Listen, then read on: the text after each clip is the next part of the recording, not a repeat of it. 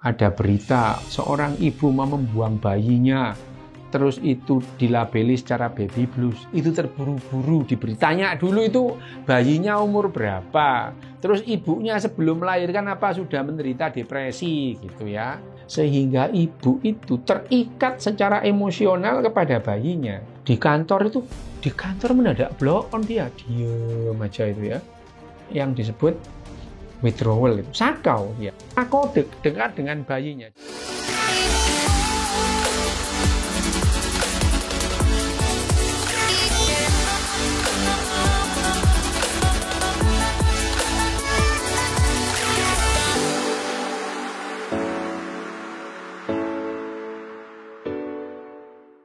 Yuhu, sobat sehat semuanya. Familiarkah kalian dengan kata baby blues? Apa sih baby blues itu? Nah, buat para ibu yang baru melahirkan, pastinya tahu rasanya baby blues. Kenapa sih itu bisa terjadi? Apa penyebabnya? Pengen tahu lebih banyak lagi? Langsung aja yuk kita dengarkan penjelasan dari Dr. Yu Hasan. Halo, berjumpa dengan saya lagi, Ryu Hasan di sini dalam Inside Our Brain, tetap ditemani Hangi, sahabat setia. Kali ini saya akan ditanya-tanya ini oleh khalayak ini tentang yang namanya seputar baby blues syndrome gitu ya. Tapi sebetulnya sekarang bukan sindrom sih. Sindrom itu adalah gejala-gejala yang tidak diketahui dengan jelas penyebabnya. Tapi yang sekarang itu yang namanya baby blues, itu kita makin tahu kenapa baby blues itu terjadi.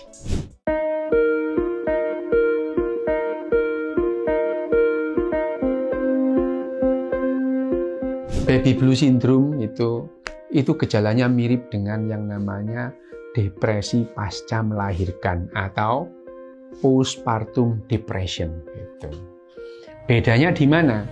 Kalau yang namanya baby blues itu terjadi ya rentang antara hari pertama sampai 2 minggu pasca bayi itu lahir gitu ya.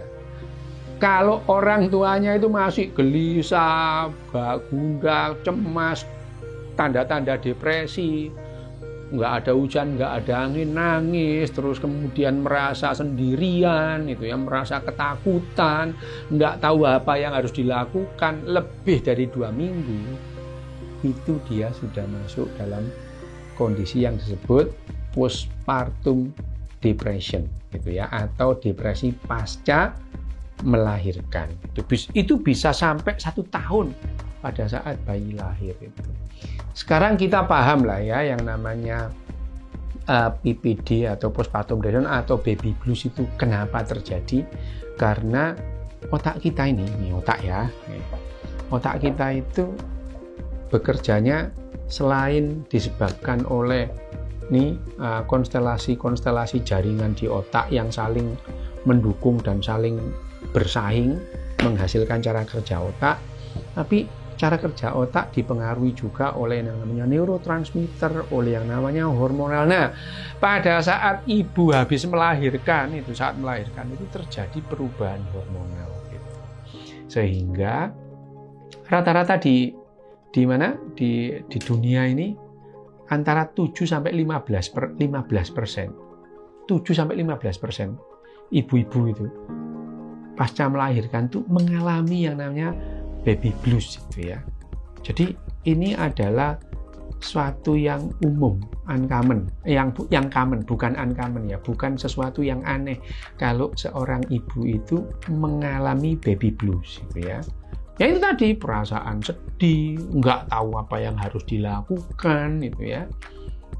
Tapi itu terjadi hanya dalam 14 hari. Pergantian konstelasi hormon di dalam tubuhnya dan mempengaruhi cara kerja otaknya.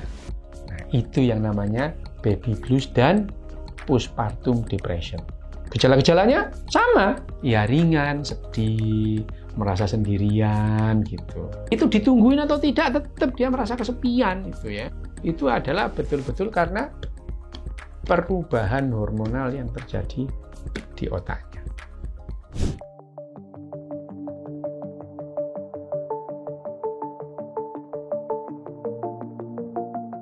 Oh ya jelas itu ya. Pada umumnya itu ya. Pada umumnya ibu itu sayang sama bayinya itu. Pada umumnya kenapa? Otaknya ibu yang habis melahirkan itu dipenuhi kebanjiran oksitosin sehingga ada ikatan yang kuat antara dirinya dengan bayinya sehingga ibu itu terikat secara emosional kepada bayinya. Dan itu yang menjelaskan kenapa ibu-ibu itu yang habis cuti melahirkan itu terus kemudian di kantor mendadak blow on, dia diem aja itu ya. Itu karena dia seperti mengalami sakau. Benar, itu sakau itu ya. Withdrawal syndrome, withdrawal effect itu ya. Yang disebut withdrawal itu sakau dia. Sakau dekat dengan bayinya. Jadi kantor itu tidak jarang ibu-ibu yang habis cuti melahirkan di kantor itu mengalami sakau tadi. Itu karena adalah banjir oksitosin di kepalanya. Sehingga dia itu kangen sama bayinya, kepingin deket-deket, tidak mau jauh-jauh. Nah, ini memberikan keuntungan evolusioner sehingga perhatian ibu terhadap bayinya itu lebih tinggi. Nah, itu bisa tidak terjadi pada baby blues, bahkan apalagi pada PPD itu. Yang disebut interaksi antara ibu dan anak jadi terganggu.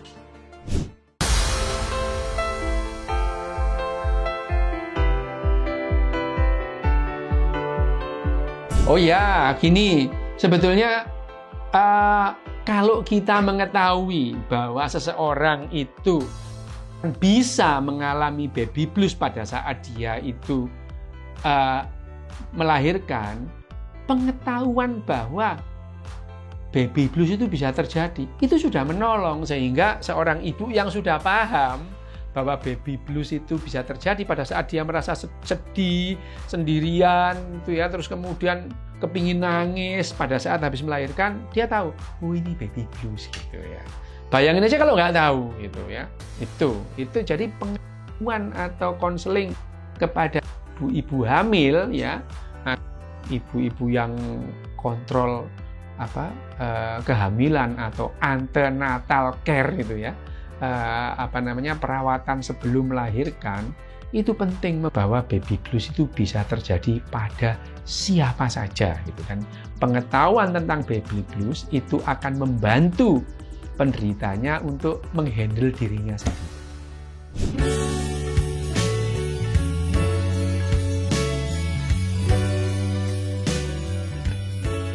Kalau ibu membuang anaknya dari kereta, pertanyaannya itu anaknya umur berapa gitu. Kalau itu sudah lebih dari 14 hari ya bukan baby blues, itu depresi pasca melahirkan. Itu seperti depresi-depresi yang lain gitu ya.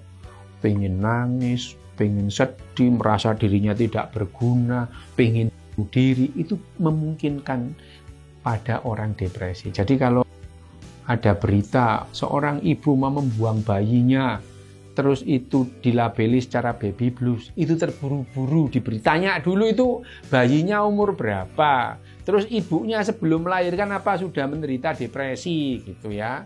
Tapi kemungkinan kecil itu baby blues.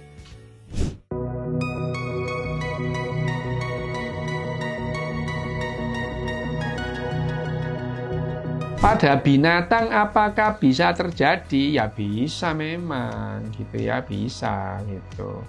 Gini loh ya, kalau apakah penyakit-penyakit pada manusia itu bisa terjadi binatang? Iya itu. Buktinya apa? Lah obat-obat depresi pada manusia itu dulu dicobakan ke binatang gitu ya. Berarti binatang juga bisa mengalami depresi. Jadi obat-obat kesehatan mental itu dicobakan kepada binatang, jadi binatang itu juga punya mental gitu ya. Jadi kalau pertanyaannya apakah binatang itu bisa baby blues, ya tidak semua binatang sih. Kecoa itu ya nggak bakalan gitu ya, orang kecoa nggak melahirkan gitu ya. Kecoa itu kan bertelur gitu.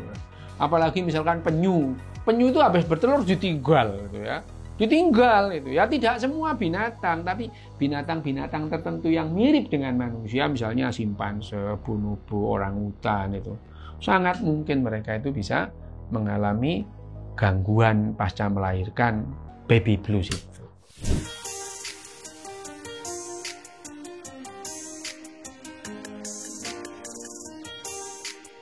Kesimpulan, sebetulnya baby blues condition itu bisa dikatakan hal yang lumrah terjadi pada perempuan yang habis melahirkan, gitu ya. Karena apa? Karena perubahan konstelasi hormonal pada saat ibu itu habis melahirkan. Tetapi kalau itu berkelanjutan sampai lebih dari 14 hari, itu perlu diwaspadai. Ya bukan berarti kalau kehamilan kedua, ketiga itu tidak bisa baby blues, tidak. Tapi yang lebih sering terjadi itu adalah pada